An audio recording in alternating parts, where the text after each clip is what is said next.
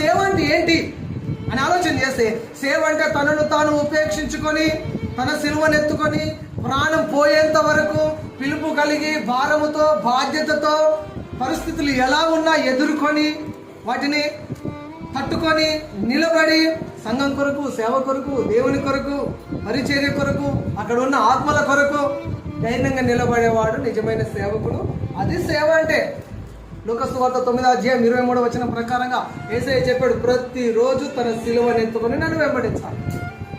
సిలువ అంటేనే శ్రమ. ప్రతిరోజు నువ్వు శ్రమను, హింసను, ఇబ్బందిని, ఎన్నో ఒత్తిళ్లను, ఎన్నో బెదిరింపులను, ఎన్నో నిందలను, ఎన్నో అవమానాలను కూడా ఎదుర్కొని నువ్వు ముందుకు సాగాలి. అదే క్రిస్టియానిటీ. అందుకని పేతురు చెప్తాడు కదా, ఫస్ట్ పేతురు పత్రికలో 4:16 ఎవడైనా క్రైస్తవుడు అయినందుకు శ్రమ పడితే ఆ పేరుని బట్టి నువ్వు సంతోషపడాలి.